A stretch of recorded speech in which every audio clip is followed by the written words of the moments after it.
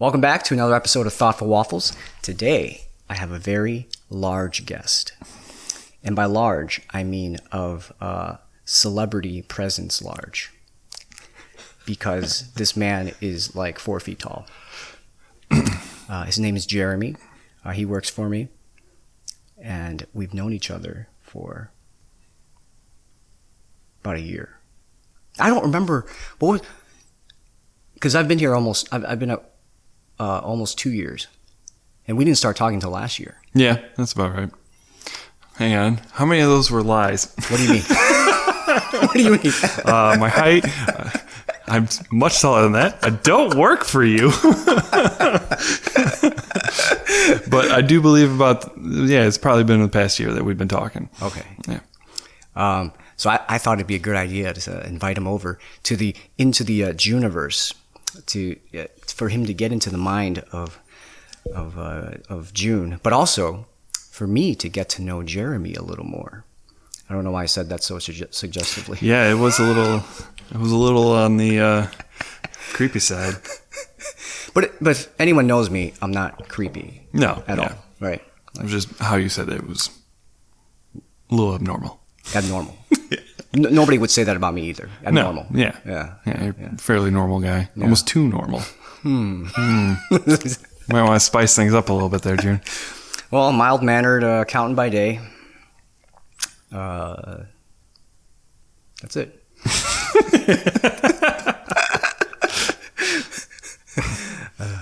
Okay, so I figured to get to know each other a little more, there's a small quiz that I came across. I don't remember where.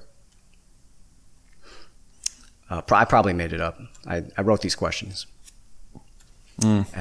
Just for us to get a little more in tune with each other, because we're such good friends, but we don't know much about each other. No, yeah. Which is such a weird conundrum. And we don't want that. We want friends to know about each other. Right. Yeah. Well, actually, when I first started talking to you, you were mentioning that you were a writer. Yes, I have one book published. Yes. And I have 3 more in the make for that series, which I believe once you've passed 3 books, it's no longer a trilogy, it's now a saga. If it's 4, it's a saga? Mm-hmm. But at the same time, I also had planned a couple of short stories in between and a prequel. What got you into writing? Honestly, it was kind of more of the thing that you hear a lot of writers say of... I don't know too many writers. Well, let me finish. Oh, okay. I wanted to write the stories that I wanted to read. So when I first started writing, it was actually in high school. So we're talking back in 2004. And... Are we the same age? Yeah, I think we're pretty close. I will turn 31 next year. Okay, then I'm a bit older than you. I'm 33. You are? Oh, yeah. I just thought you were younger for some reason. No, I don't know why you would think that. Anyways, so yeah, back in high school, I started writing this in study hall, which was like an hour, so we had plenty of time. So you were a good student, yeah? Yeah, for the most part. But at the time, like I hadn't started reading Harry Potter, but that was the first of really kind of its type to be really big, where it was kind of supernatural things happening to normal people. So what I had read prior to that was always like what they call high fantasy, where it's completely different world, completely different like people, where say if it's a magic world, it's not at all absurd for them to encounter magic. Like Avatar? Yeah, like Avatar or Lord of the Rings, all that sort of stuff. And so I think at that point, Rowling had the first 2 books out, or 3. No, it was a bit later than that, because they came out during middle Would you school, consider the Disney movies hi-fi? Yeah, I guess so. Like Sleeping Beauty definitely is. Beauty and the Beast. Well, Aladdin. Lion King, I don't know. It's I wouldn't really say that that's high fantasy. That's just what's anthropomorphized characters, where they made characters seem like humans. Right. Because we don't actually know what goes on in animals' minds. So for all we know, they could be singing and dancing in chorus. Well, we would see the dancing. Not necessarily. Not if they're secretive. Yeah. You're saying they dance in their own ways. Yeah, maybe. Well, they do. We know birds dance. I don't know that. It's part of their mating rituals. Well, don't they chirp? They chirp and they dance, and you should, if you ever get the chance, you should watch, was it Blue Planet? No. Yeah. There's some great stuff on there, man. David Attenborough is amazing, narrator. He can put you to sleep. Oh, like the guy that paints, Bob Ross? Bob Ross. Yeah, kind of like that. Although David Attenborough doesn't frequently beat the devil out of his paintbrush. What does that mean? So a lot of people online are familiar with Bob Ross, but if you're not, oftentimes when he's like trying to get the paint off his brush so he can go to a different one, he whaps it against his easel. And when he's doing it, and it's really funny how he would do this, every time he would do that, he would say, "You gotta beat the devil out of it," and then he would like snicker to himself right after, every time. And like, we're talking years of his show, where it was like 5 years or something like that, and every time he did it, it was the same phrase, and he would snicker after it, like it was the best joke in the world. Which, it's good, but at a certain point, it's like you kind of stop laughing at your own joke, like when there's no one else around. I'm going to use that phrase. Beat the devil out of it. Well, go ahead. I mean, there's a bunch of stuff you could do that with. Like what? Like say if you're marinating a steak and just trying to get the marinade off the brush. But does it have to be brush related? Can it be like... Well, then you start getting into some questionable context. Like, are you planning on actually beating someone up? Well, let's say I'm sweeping the floor. Then why are you beating your floor? Oh, so it has to be a beating Yeah, motion. the idea is okay. the idea is you're using force to get the devil out of it. Like if I'm scrubbing a toilet. Sure. That would be closer than sweeping the floor, at least. Yeah. Okay. Or like if you took a rug out and you were trying to knock the dust out of it and stuff. Yeah. Yeah, I've done that. Yeah. I've gotten glass out of a shag rug. Something like that. Yeah. Okay. Well, sidetracked. Yeah. Okay, we get into the meat of this. A few questions. There's 36 of them. We're not going to get through all 36, so we decided we're going to do 7 because these are very quality questions. Mm-hmm. They could be long discussions. These could be very long discussions. So, and knowing you, we could also go on very tangential conversations. Well, these are very personal stories that we're going to tell, right? Right. So I'll have a ton of questions. Okay. On top of these. Okay. We'll start. What would constitute a perfect day? For me, that would be probably a day where like my wife and I would be at a cabin out in the woods, like in the middle of winter. In winter? Oh yeah. Are you two winter people? She's not so much, but she likes the idea when I described this to her once of like just a cabin where you've got, say, a fairly large window that you can look out and have the like just the scenery of the forest out the window. And in the winter, like I'm thinking a northern cabin here where you've got pine trees everywhere, which is the best tree in the winter because debatable. It looks gorgeous when there's snow on it compared to any other tree. Like an oak tree. Is that a pine tree? Yes. Okay. For those who didn't see, he just pointed at his Christmas tree, which is indeed a pine tree. I can't tell if it's like a Douglas fir or whatnot, but evergreen. It might be, yeah. It is. Oh, okay. But yeah, so a cabin in the woods where we can just kind of... Just the two of you or like with a community? Well, no, it'd be like us and our family. So if like we had kids at the time, they would be there. Like right now we have a dog, so he would be there. he would have a blast at a situation like that, you know. In the snow? Oh yeah, he loves the snow. Huh. Yeah. Does he not like grass? I think he's indifferent towards grass.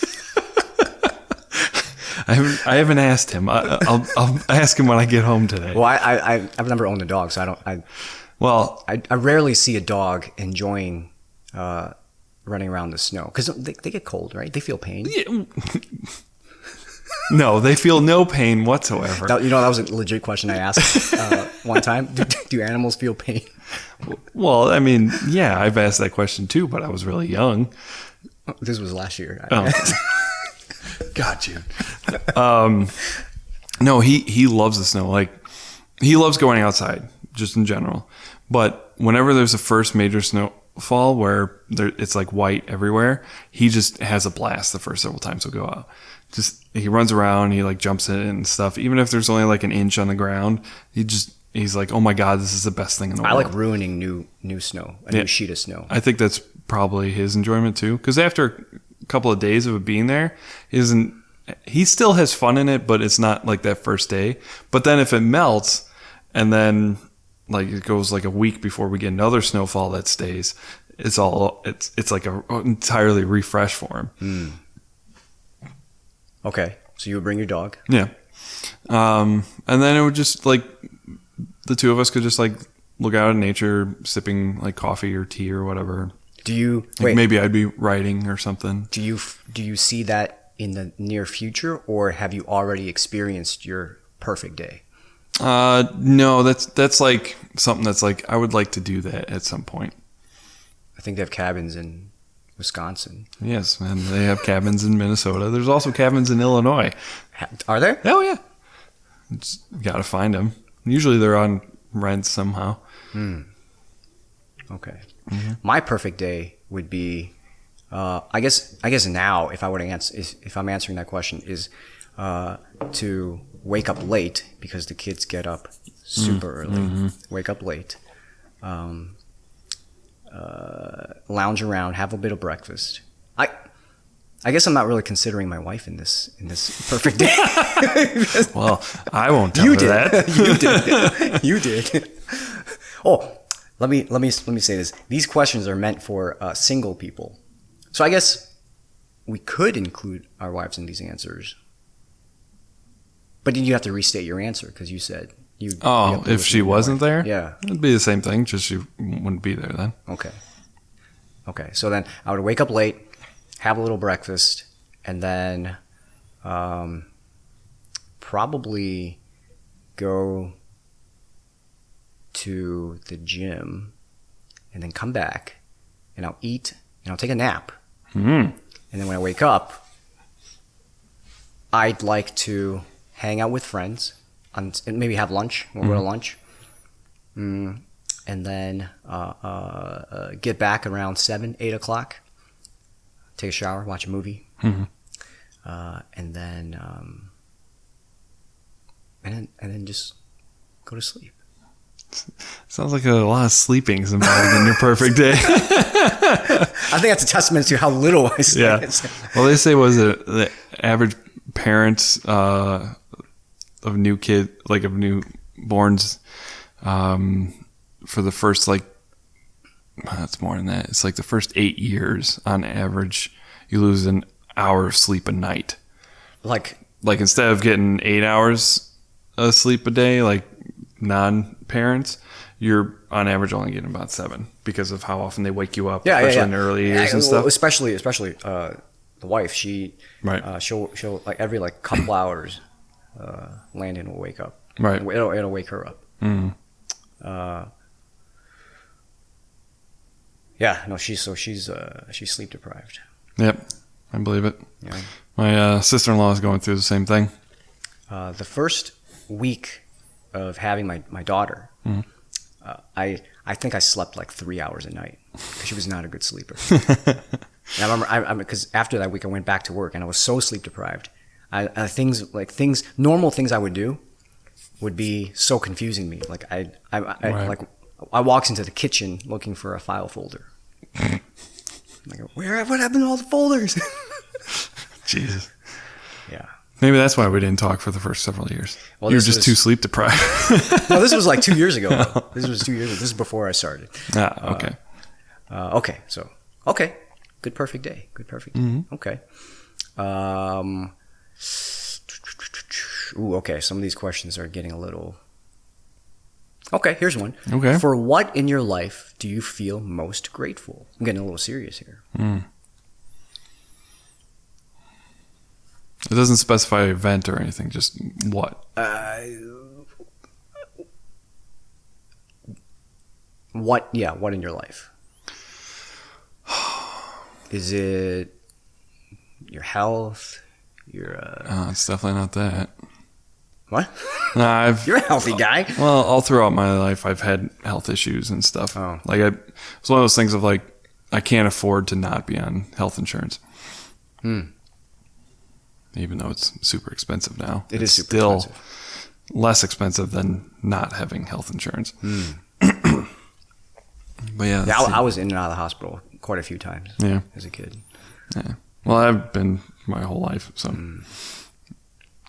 I think I'm most grateful for... I don't know. I think I need some time on that one. Why don't you answer? Okay. My health. Okay. But also my... I guess if I really think about it, it's my upbringing. Because I never realized this until I was older. Growing up, my parents, because they owned the restaurant, they didn't really spend a lot of time with us. Right. That makes sense. I always thought that we were a little that they neglected us a little bit. Right. I get that. And because they were gone for long hours of the day, they had less patience with us. Right. So whenever we did something that would stress them out, we would get pretty bad, like either a verbal lashing or a physical lashing. Right. So I always thought I had a tough childhood, but it manifested in my thinking that it built character.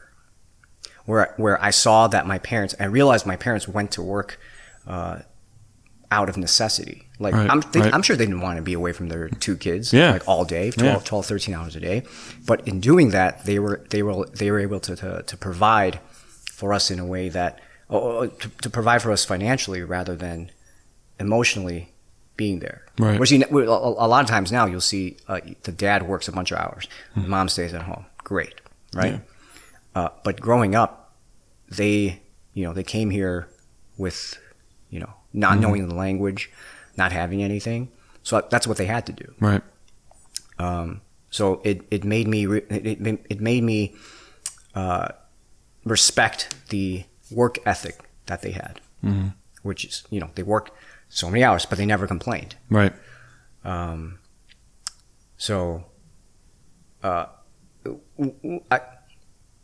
I don't mind hard work.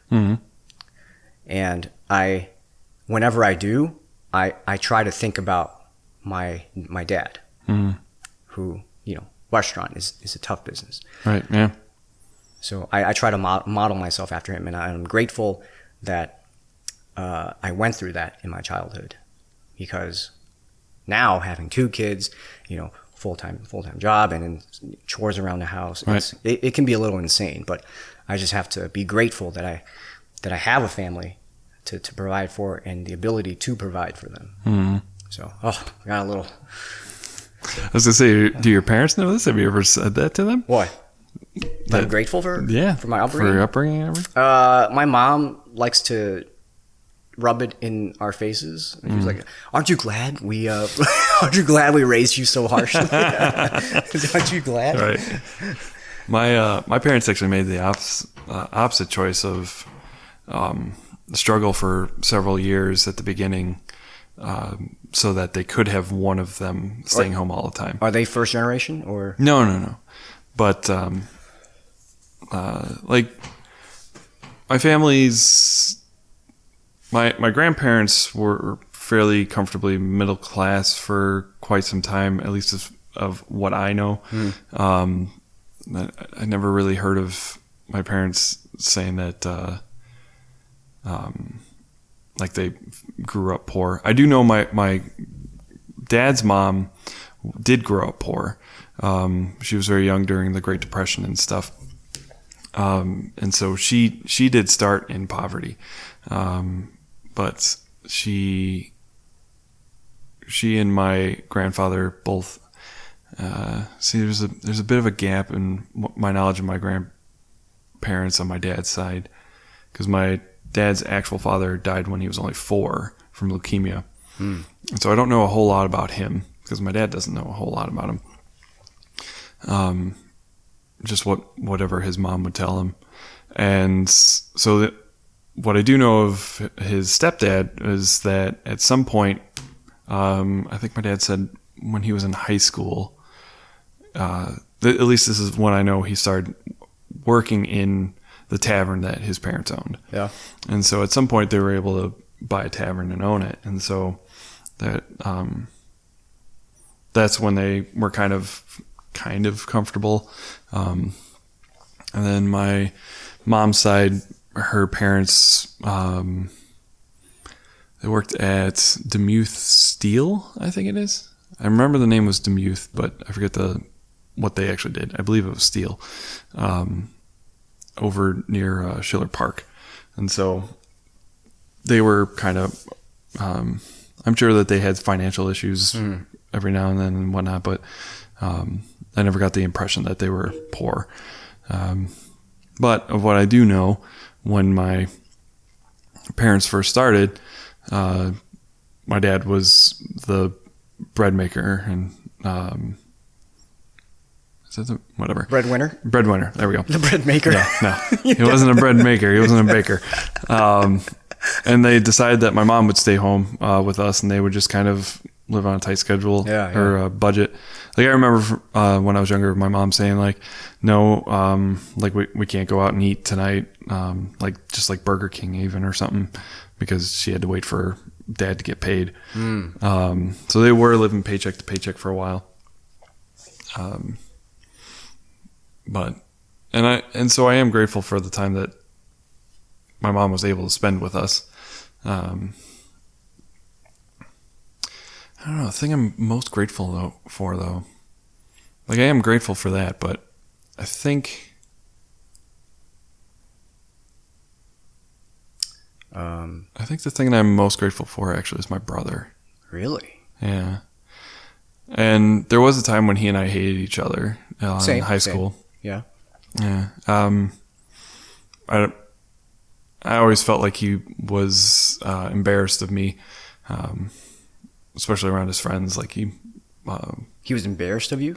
That's what I felt like. I don't know if he actually was, but I know a lot of the complaints that he made about me were things like, he's too tall. Well, no. It was more like, why do you act that way or whatever? Because I was like too nerdy or something. What did he like? Does he like the same?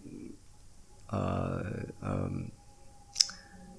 guess, does he have the same interests or hobbies as you?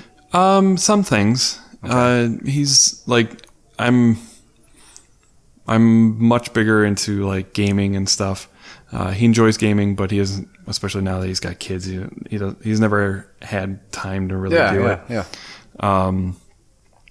He and I are both really big into Star Wars. I recently am also big into Star Wars. Very recently. Because I watched the movies last year. But like, he was always really into sports, and Okay. Like, did he play like football or? No, he was more of a baseball and basketball. Okay. Growing up, we both did the same intramural sports, but I dropped out like around 4th or 5th grade was, I think, the last sport that I quit. Would you believe I told you I quit basketball? Yes. Well, I never got to play. So. Oh, okay. I was going to say, I imagine you're probably a point guard when you played. What's that? Usually the person who brings the ball to the top of the court for Oh, like when the ref throws the ball and they No. whoever. That's usually your center, which is usually the tallest player, which is what I played when I did play basketball. So you were point guard. No, I was center. Oh, I would be a point guard. You would be a point guard. Okay. Yes, Okay. yeah. Generally, it is some of the shorter guys that play point guard. Not always, but it more commonly is because you want your tallest guys underneath the hoop, so that when a shot's missed, they have a much better chance of getting a rebound. And so smaller guys can be outside to be able to move around a bit more. Because did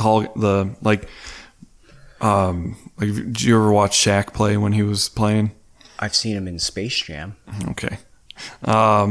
He was so tall that he didn't really have to jump that much to get a rebound. And so you'd want someone like that there. But if you looked at John Stockton from, he was on the... I don't know who that is. Okay, well, he was a basketball player for, what's the team out of Salt Lake? I can't remember. But he was shorter, like he was in the 5 foot range, not like 5 feet, but within 5 to 6 foot range rather than 6 foot plus range like most basketball players are. And he was a point guard, so. But yeah. But the reason why I'm most grateful for my brother is more because like when we were younger and stuff, he and I hung out all the time, and so like for me, did he protect you? It was never really that situation. Like a lot of the friends we had, like there was the older brother was in his grade and the younger brother was in my grade. Yeah. And so we hung out with the same group. Yeah. But I don't know, just like growing up, he and I did a lot of stuff together, especially like grade school, middle school, and that sort of stuff. And then once he went to college, then he and I started get closer again. And so there was a lot of stuff that like he and I would agree on that, like say our parents wouldn't, type of thing. And so or like our parents between us and them. And so he and I have just always kind of had a pretty, aside from that stint in high school, a pretty sturdy relationship with each other. That's good. That's good. Some brotherly love. Yeah, no, so it's very similar timeline of the relationship my brother and I had.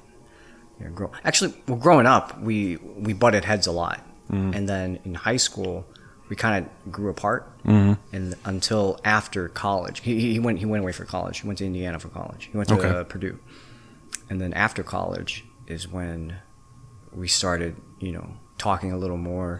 We wouldn't talk often, but whenever we did talk, it was like the quality of the conversation was very meaningful. Very meaningful. Yeah, well, that's cool. That's cool. Okay. All right, let's do a lighter question. Okay.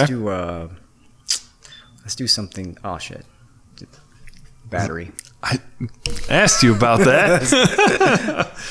That's okay. Well, the rest of the it'll just be audio then. All right. It'll be a blank screen. You'll have to or a picture. It'll splice just it be a together. picture. Yeah, Okay. It'll be a picture.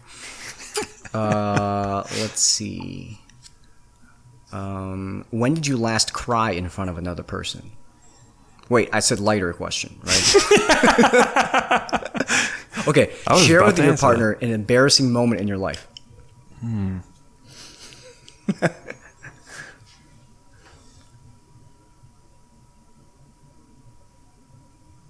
Something embarrassing. Something.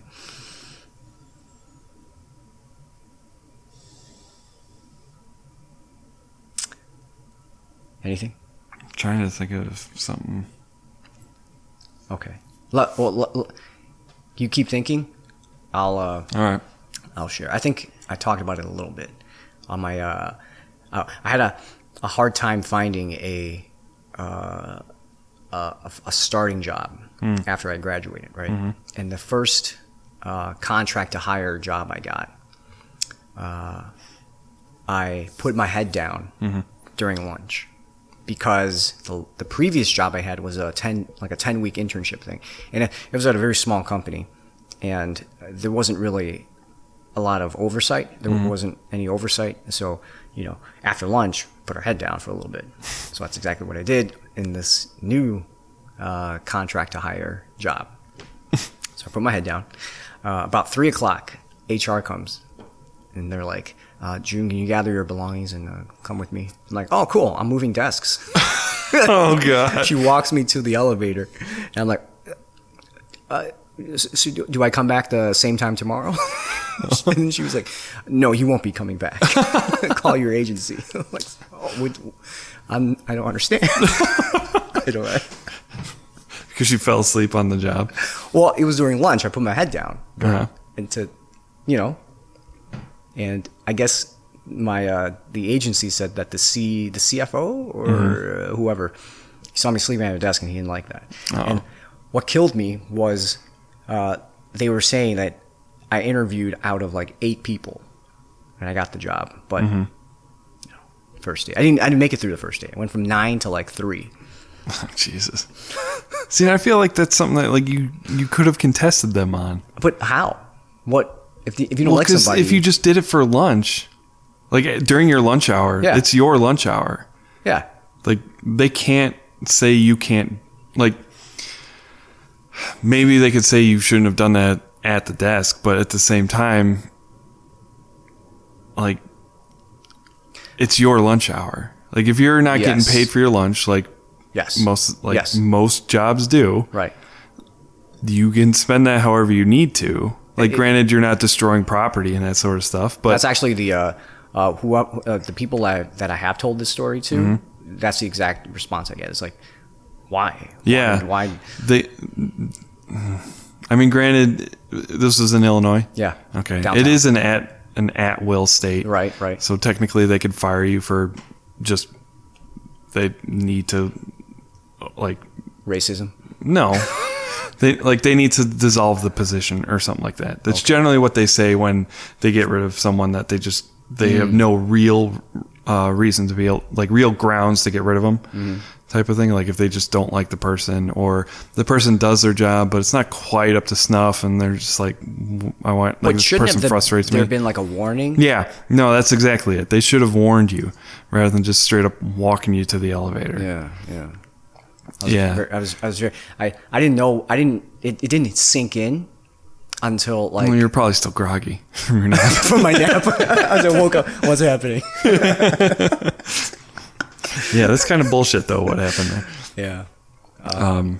It took me a very long time. Like I think 2 months. 2 months to find another job. So in that time, I know we had just recently gotten married, and we wanted to buy a house. Oh shit! Yeah, we wanted to buy a house, and I wasn't really a contributor in that to that. Right. Yeah. So.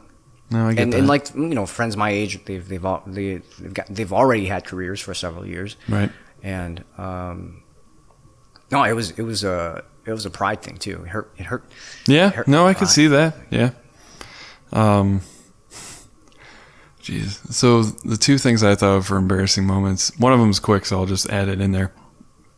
I believe the question is 1. Yeah. Well.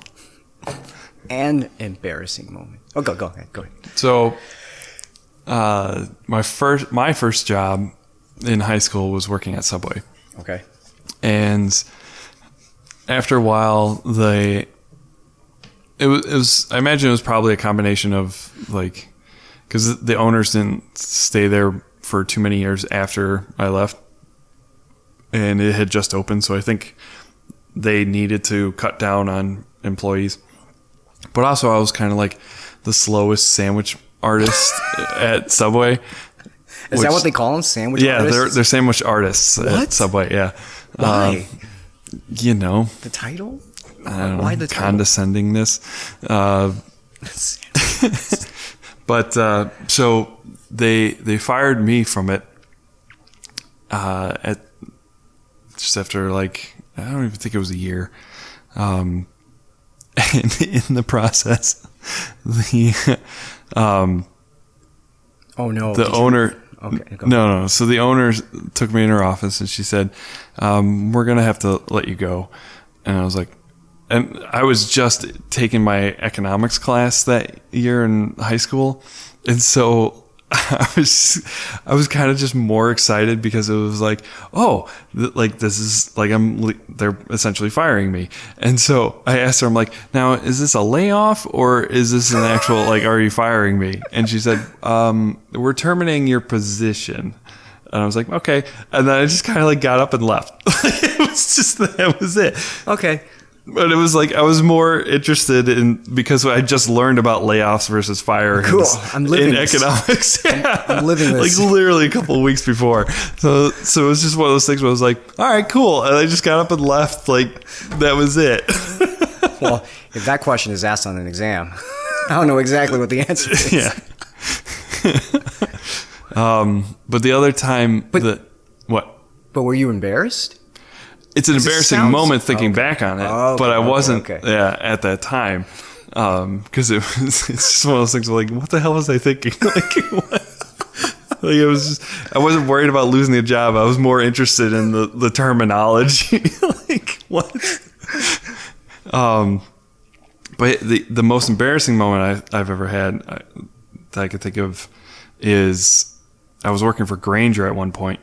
Oh, is that waste management? No.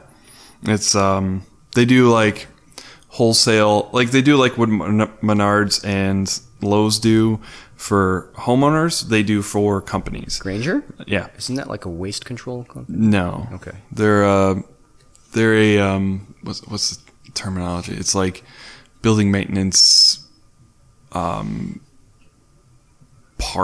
for the lack of a better term. Okay. Where like if you need a new ventilation fan for your ducts working, they sell the fan. Like they sell the motor for it. They sell the belts that run the fan and the like between the motor and the actual fan blades. Okay. They sell like all your various like work gloves, latex gloves, like the anti-resistant cut gloves. They sell you like any of those like slip-on steel toe shoe covers for shoes that don't have them. Yeah. And so it's just like anything and everything you would need for running a building, like the actual building itself, they supply. Okay. And so we'd have contractors coming in all the time and they would be in their typical contractor wear, like Carhartt jackets and whatnot, and especially in the winter they'd be wearing baggier clothes and stuff. And so I was called up to the front to run the register because they were a little I don't want to say overwhelmed, but they had a couple more customers, and so I was like the backup cashier person. And I came out and there was a person leaning on the next station over waiting to be helped. And I like just kind of glanced at the person and continued walking to my computer. And I said, "Sir, I can help you over here." And like as I was logging into my computer, I just heard this, "What?" And I turned around and I was like, and the woman looked at me and said, "I am not a sir." And I was like, "Oh, I am so sorry." Like I'm completely honest. I'm terribly sorry. Like I didn't mean to call you sir. And like she was leaning against the desk. Right? Like she was kind of shorter. Yeah, she had very short hair. She was wearing this big hoodie, and she was leaning against the desk where like all I could see was like her shoulders, and her head. And so when she stood up, it was like, oh yes, that's very much a woman. But it was leaning over, you couldn't tell. Yeah, I couldn't tell. And so, and granted, women did come in there, but it was like 90% of the people who came in were guys. Mm-hmm. And so you generally, if you said sir, it was almost always safe to say that. But that was the one time it wasn't. And so then, of course, she was a regular that my colleague knew, and I was still kind of like, I'd only been there for maybe a year, so I was still learning some of the regulars. And he would just like, the two of them just jumped on me. He was razzing me because he thought it was hilarious, and she was upset, and I apologized profusely, and eventually she kind of calmed down on it. But yeah, it was pretty embarrassing. You didn't get fired though. No. But yeah, she was she was extremely upset with me. I'm trying to remember. I'm trying to think if I've ever confused a woman with a man. I don't think I have. But to be fair, all this, it sounds like in your situation, anyone would have made that assumption. If they hadn't looked at the person for as little time as I did when I first said, "I can help you over here, sir," most people probably would have registered it. But because it was just a quick glance. Yeah, So did you learn anything from that? Yeah, until you're sure. Yeah, don't say any of the pronouns or anything like that. Just be like, "Oh, I can help you over here." Just completely leave it out. Yeah, the title. Okay. And then when I was working at Menards, I'd often there'd be some women that'd come in and they'd often be like, and I'd say, "Well, can I help you, ma'am?" And they'd be like, "What? I am no ma'am." And it was like, these would all be women that were a little over 30 and stuff. So I always figured, regardless if they were married or not. I actually don't know the correct way to address someone who's married versus not married, over 30. Yeah, well, younger than 30. And that's kind of one of the weird things about that what would you call a prefix? What would you call a female who's over 30 but not married? You'd still call her Miss, technically. Oh. Yeah. So the differentiation is whether or not they're married. So there's Miss and Mrs. And when they're married, it's Mrs. Yeah, right. Yeah. But ma'am? Yeah, I don't know. What about lady? Yeah, that's kind of no. That doesn't fly. Can I help you, lady? Okay. All right. Next question.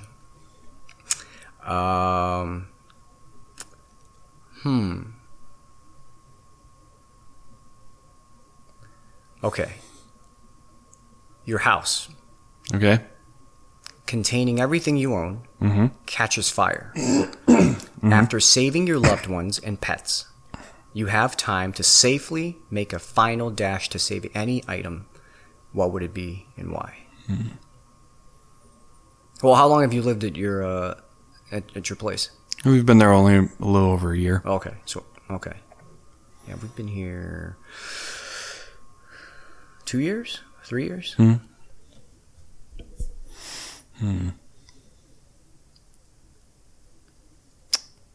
I read this question previously, and this one's kind of hard for me because most of the stuff I have could be replaced. Yeah.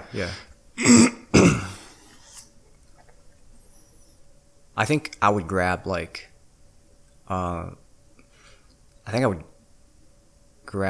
anything that contains photos or videos. So like a hard drive. Right. That's what I was External thinking. hard drive. But the hard part would be though, all of that's on a very large desktop that I have. Grab the desktop. And there's a lot of cables connected to it. So it's one of those things where it's like I'd have to be ripping all these cables off just to grab the thing. So that's what you would grab? Yeah, I guess so. But even then, no, because a lot of my photos and stuff are even backed up in the cloud. Oh, see, mine aren't. And I also pay for a service that regularly backs up my computer. So that way, if I ever have to reformat it, I can just blow it away, and then I order they give you a downloadable version even that you can reinstall it with. So even then, I'm covered on that front. Okay. My videos and photos are very vulnerable to, in this case, fire. So you'd probably grab your laptop or whatever. Yeah. I still don't know. There's a couple of things like a blanket my mom made for me when I was younger and stuff that I still have. It's a big fleece blanket that's extremely comfortable. That she made for you? Yeah. Oh. And so it was one of those things where you do a bunch of cuts along the sides and then of two different sheets of fleece, and then you just tie the flaps together that you just cut, and then you create this big kind of blanket with fringe around it, but it's held together by all these tied knots. Can you bring it next time? You probably don't want me to. It's covered in dog hair currently. Our dog is more or less taking it over as his place to sleep. Okay. Okay. Complete the sentence. I wish I had someone to whom I could share. I'm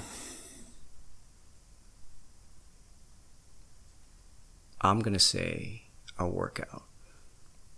Really? It's hard to find a workout buddy. That's very true. Yeah, my wife and I have tried that. She doesn't like working out with me because I critique her too much, I guess. Really? Yeah. Do you guys you have a gym? You guys have a gym membership somewhere? Technically, we do with the apartment complex now. Okay. But like, she used to have one at what's that big one? Export, and I had one at Planet Fitness for a while. We both did actually Orange Theory for quite a bit. Do they have those out here? Yeah. Huh. I know there's one in the city. They're all over the place. There's one in Naperville, not far from where we work. There's one around 64 somewhere. I don't know about Army Trail or up here near Lake Street. There's probably something. They're frequent enough where you wouldn't have to drive far to go one. They are fairly amazing workouts. Not that I'm being paid for it or anything. Sponsored by. The only thing I don't like about them is like it's classes more or less. So they have set times that you'd have to be there for, and they don't go late in the day. Like they end at like 7:00. And so if you're working 9 to 5, you either have to go before you go into work, or you have a kind of a small window after work that's usually booked pretty quickly.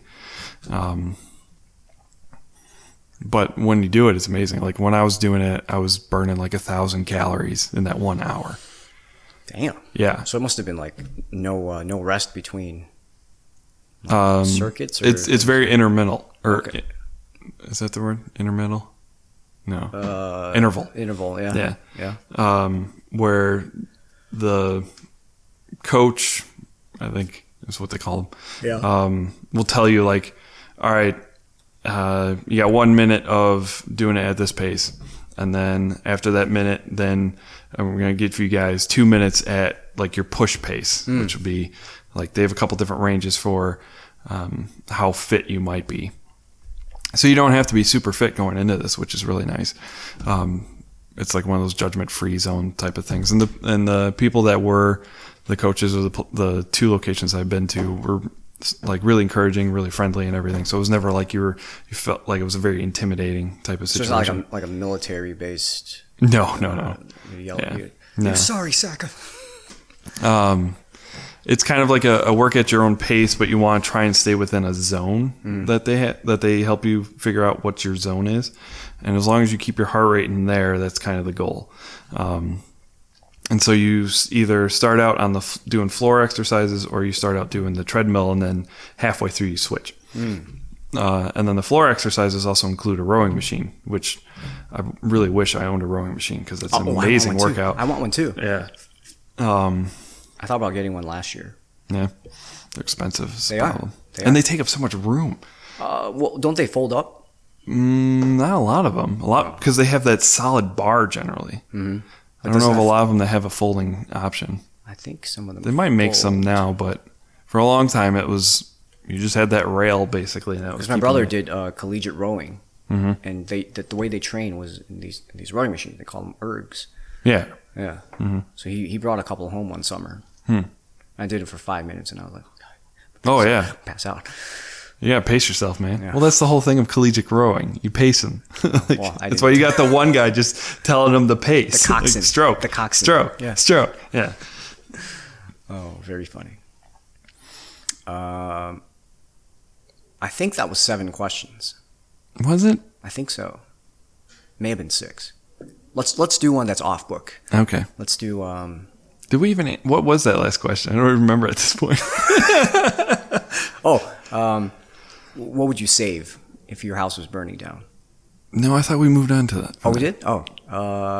Then it must have been... Let's backtrack. We talked about... Oh, it was the... I wish I had someone I could share with. Right. That was it. Right. Did you have something? Because that was my. We talked about my answer.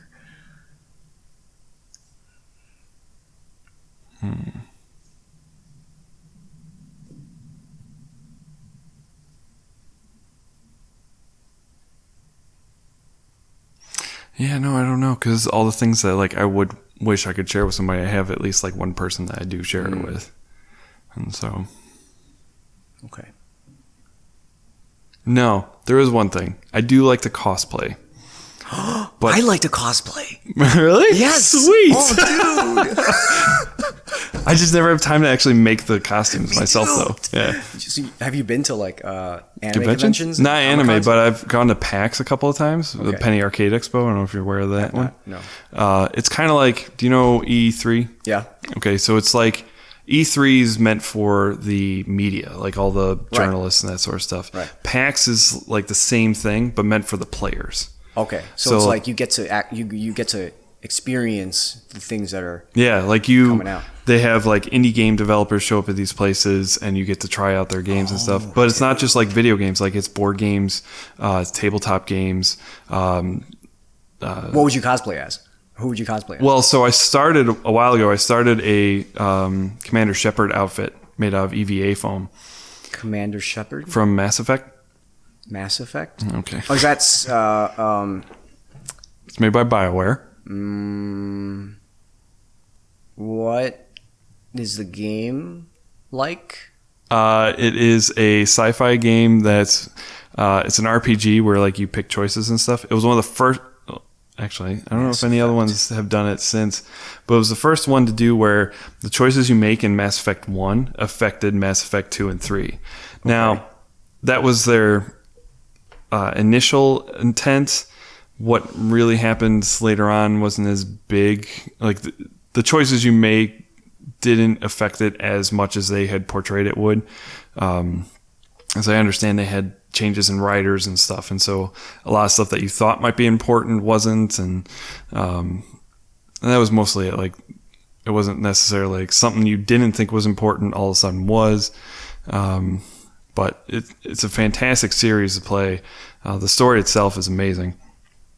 And then there was a huge blow up after Mass Effect 3 came out because a lot of people online were very pissed at how it ended.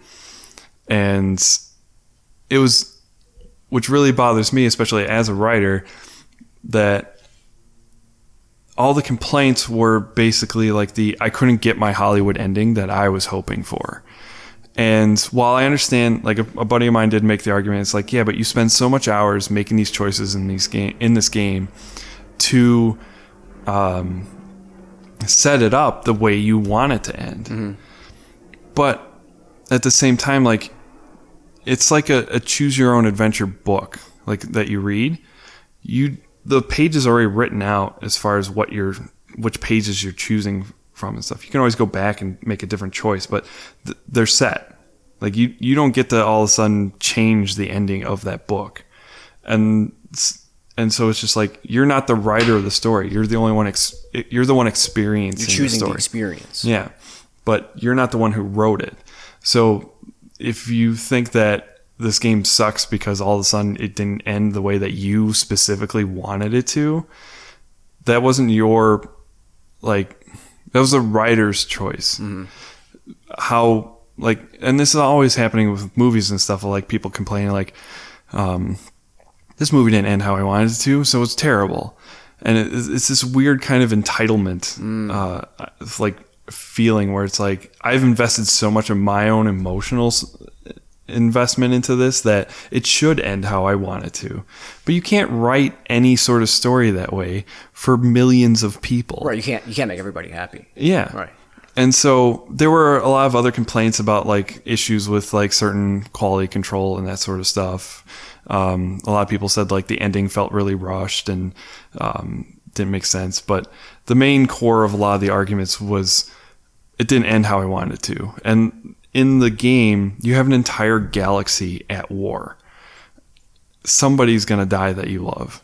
Like, there's no end in that sort of situation where everybody's alive at the end that you hold dear. It's a very similar sentiment with the Game of Thrones ending. Yeah. Yeah, exactly. Yeah. Game of Thrones, or look at the new Star Wars movies. I haven't seen the new ones. Well, but have you heard about all the like people complaining about them and that sort of stuff? No. All right, you live under a rock. I don't, because I watched Star Wars last year. Okay. Well, it's kind of the same thing. Like the new Star Wars movies, they're very entertaining.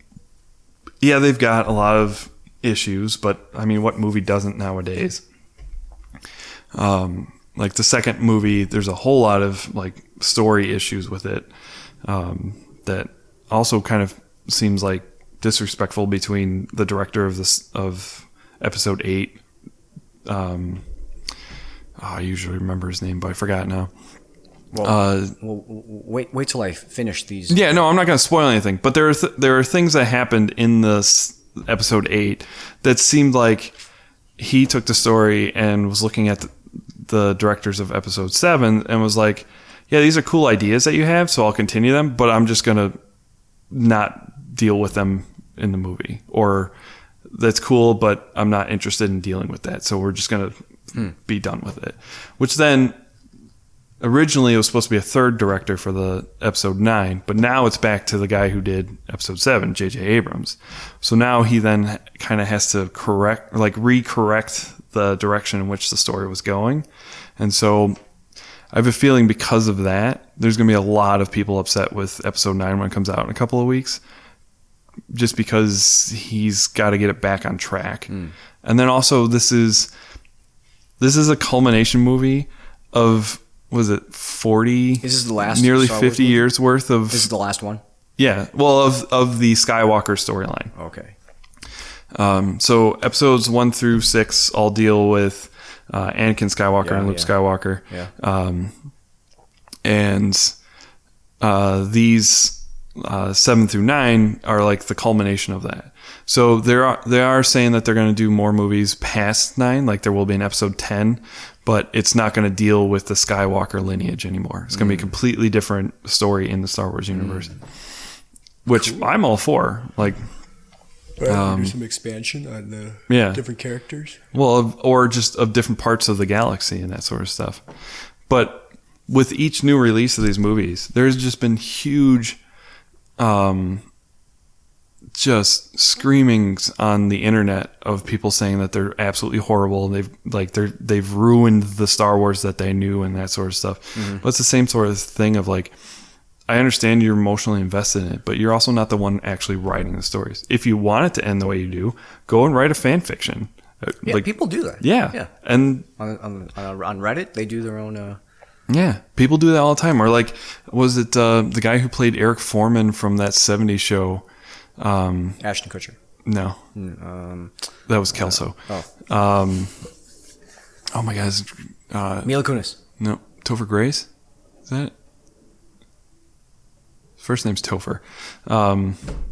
He did this thing where he spliced the first 6 Star Wars movies together in like, it's almost like a trailer length version of it, which tells the whole story of all 6 episodes, but like in a very concise and extremely, just like, here's the facts from taking sections of the movies. And it's done really well where you get the whole story of it and it makes perfect sense. And like he did a great job editing it. Is that on YouTube? I think so. Okay. I saw it once, but I remember it wasn't on YouTube where I watched it. I forget where I saw it now, but that's just a way of like other people of like, this stuff is out there. Go ahead and take it and make it what you want. Like, I run Dungeons and Dragons, but I've built my own kind of like homebrew version of Dungeons and Dragons. Not really Dungeons and Dragons. It's a tabletop that's meant for the Star Wars universe. So like I made stuff for like the character, for if somebody wants to be like a pilot for the Rebels or the Old Republic, depending on what era you want to put it in. I've made a class that's bounty hunter. I've made a class that's a smuggler. I've made a class for a Jedi. I've made a class for a Sith. If you want me to go to dark side and that sort of stuff. And then because I'm very knowledgeable in the universe, I will run the game for people who like Star Wars, but maybe aren't that knowledgeable. And so I'm imparting my knowledge of it onto them while they're experiencing it through these little adventures I've created for them. But I still like took the tabletop. I created a tabletop system that's meant for in the Star Wars universe. Mm-hmm. But because the system is entirely different and like I don't actually try to make money off of it, like I'm free to use it kind of however I want. Like there's nothing that I'm going to, like I'm not really going to run any legal issues because I'm not trying to make money off of it. I'm not trying to say that I created Star Wars or anything like that. Right. But I still get to have the fun of it and make the adventures that like I kind of wish I could read books of. Like it's almost like writing a book, but I'm interactively That's what tabletop games are. They're interactive storytelling, like a choose your own adventure, but where you're doing it in real time. I do a lot of that with my kids, but on a much smaller scale. Mm-hmm. Yeah, it's fun. Yeah, it's just your imagination, make believe. Yeah, it's one of the best things to do in the world. Imagine. Mm-hmm. Cool. All right, I think that covers it for today. Okay, cool. I'd love to have you back. Well, I had a good time. Yeah, I thought we had some good conversations. Do you think we fell in love?